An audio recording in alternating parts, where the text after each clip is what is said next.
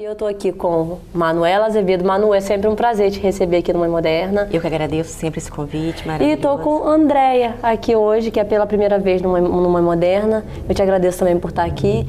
E o nosso bate-papo hoje, gente, é muito interessante. São para as mães, né, para as mulheres. Nós vamos falar um pouquinho sobre libido, principalmente pós-parto, pós-gestação, para entender um pouco de tudo que acontece com as mulheres nesse período, né, Manuela? Vamos começar com você? Vamos falar um pouquinho desse processo no pós-parto das mulheres? Exatamente, né? A gente começa a pensar que tanto a gestação como o parto e o pós-parto, acho que é um período único na vida da mulher, né? E ele, como a gente é movida por hormônio, acho que é o momento da vida da mulher em que essa alteração hormonal ela é mais sentida. Né? Porque não só o ciclo menstrual de todo mês, mas é uma fase de 9 meses, o parto, que é muito hormônio, uma cascata de hormônio enorme para desencadear o trabalho de parto, e depois na questão da amamentação. Então a gente percebe que, na verdade, quando a gente vira a questão do parto, que o corpo dá o sinal, é a queda do hormônio. Sim. Então é aí que a mulher tem todas essas alterações psicológicas, e alteração do corpo, alteração física, alteração de libido. Tudo isso gera por conta desses hormônios que caem. E aí onde a gente tem que ficar de olho nessas alterações para ver aonde a gente deve intervir, porque algumas coisas são consideradas normais, outras não. A diminuição desse libido dificulta até na própria relação dentro de casa, né? Então é interessante que as mulheres elas estejam atentas a isso, né, doutora? E se precisarem de ajuda, também pedirem ajuda, né? Sim, compreenderem que é um momento comum a todas nós, faz parte do nosso mundo feminino, né? Não tem nada de constrangedor, nem nada de anormal. Todas nós passamos por isso, todas nós que já fomos mães ou seremos mães. Temos que nos preparar também durante a gestação, porque vai entrar uma nova pessoa, né? Um bebê que precisa muito da mãe quanto do pai. As questões, né, como a doutora Manuela falou, das questões dos hormônios que caem muito, e principalmente a questão cultural, do companheiro também entender que é uma nova fase. Sim, é que ele também é um ponto de direcionamento fundamental, para que a mulher não se sinta tão desconectada do mundo anterior que ela tinha, para que eles possam ter uma harmonia íntima, sem nenhum constrangimento social, compreender que aquela mudança no corpo que está acontecendo naquele momento é temporária, não é para sempre, e que é uma construção de um amadurecimento psicológico para a relação. E que isso bem trabalhado, bem elaborado, vai gerar um casamento provavelmente muito mais sólido e maduro. É uma fase, né, que toda a família, né, passa, a nova família que está sendo construída passa, e tem que, com sabedoria, saber lidar.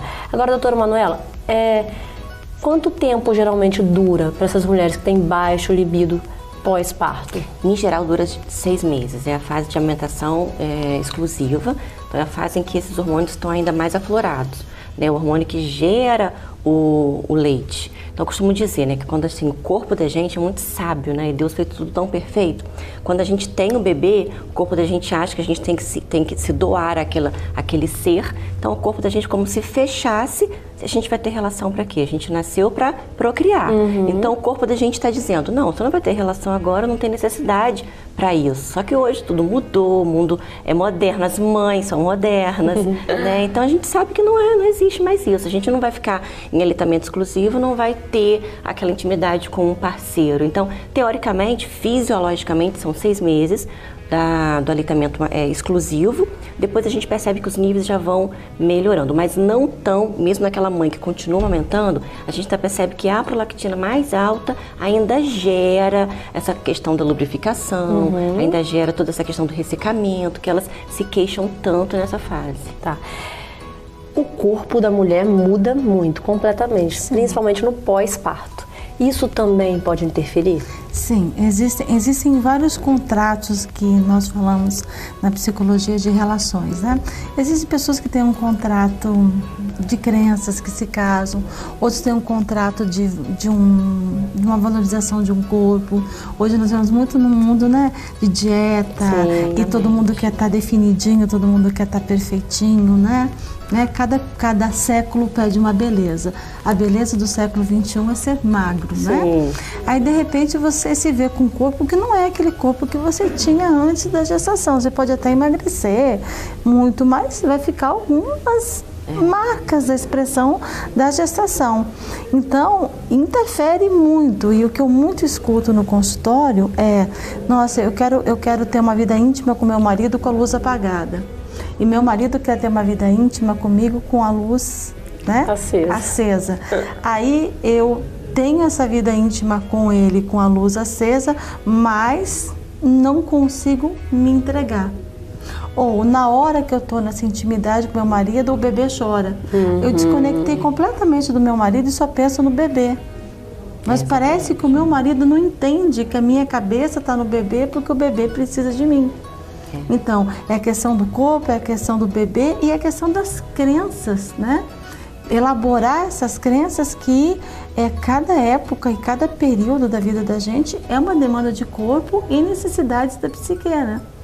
Olha só, são muitos fatores envolvidos, né? E a gente está aqui para dizer para essas mulheres que é possível que a vida volte ao normal com o tempo, né? Que isso é o mais importante, porque é um momento que elas ficam muito reclusas mesmo, né? Então naquele universo, e a gente sabe como é, né? Que só quem passa, quem é mãe, viveu, sabe, mas que tem jeito, o tempo coloca as coisas no lugar, né? Completamente. E o que ela falou mais importante, tem que haver o casal tem que entender o momento. Não adianta a gente pensar só em tratar a mulher. Tem que tratar também o casal, tem que tratar o homem, ele tem que entender essa alteração toda que vai ter ali naquela mãe que está nascendo, naquele pai que está nascendo, porque senão a gente não consegue um tratamento ideal, um tratamento adequado, e procurar ajuda mesmo, porque hoje a gente tem muito recurso, né, André? Então, assim, dá para desmistificar, dá para passar por essa fase com bastante tranquilidade. Dá, principalmente quando o casal consegue ter um diálogo íntimo. O que eu percebo, né, a gente percebe muito na clínica, né, é que elas vão e contam para nós, psicólogas, médicas, mas tem ainda um certo tabu de falar para o seu marido quais são seus medos, quais são seus traumas, falar para ele que naquele momento ela se sente um pouco constrangida com aquela situação. Às vezes ele não é nem por nenhuma maldade, às vezes até por ingenuidade, no sentido positivo mesmo, ele não tece um elogio. Por constrangimento até de elogiar. Ou às vezes quando ele tece, ela não aceita, ela acha que não é verdadeiro.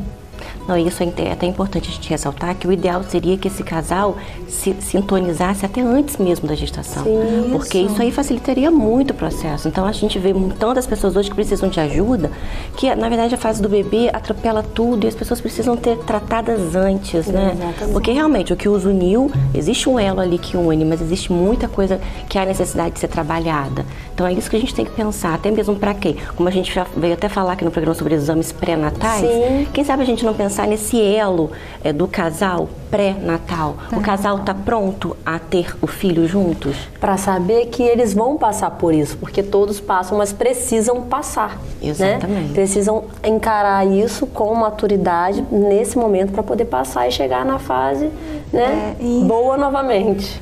Entender que é um rito, né? Tudo na vida é um rito, né? São ritos de passagem. A nossa cultura contemporânea, moderna, nós, ditos século XXI, nós esquecemos de uma coisa básica que as nossas avós, bisavós, tataravós faziam, né?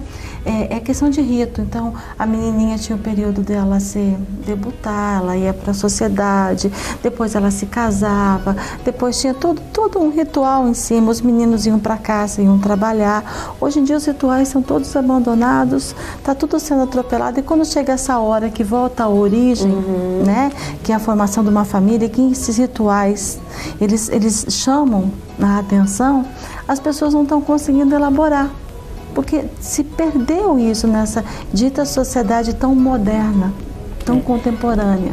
Mas, como a gente já falou, né, tudo se encaixa, tudo volta ao normal. Por isso a gente chamou vocês aqui. Os hormônios chegam no lugar. É isso aí, se precisar de ajuda, procurar ajuda, porque como a doutora Manuela também falou e a Andréia falou, estamos aqui, né, com muitos recursos hoje, né? Todos podem procurar ajuda, a família, a esposa, o marido, não é vergonha pedir ajuda. De jeito nenhum. Para poder passar por esse momento e passar de uma forma mais tranquila. Não, com certeza. Né? A ajuda não falta. É, isso daí. Eu gostaria de agradecer a vocês por estarem aqui mais uma vez, né? Você mais uma vez, você pela primeira e participarem. Muito. É um prazer receber vocês aqui no Moderna. Eu que agradeço sempre, obrigada. Eu também agradeço de coração, muito obrigada. Obrigada, é uma fase que vai passar, vai ficar tudo maravilhoso. Fiquem tranquilas. É isso aí. Se tiver amor, com certeza vai. Passa, Com certeza. Não é isso aí, É o com principal, certeza, é na o verdade. principal.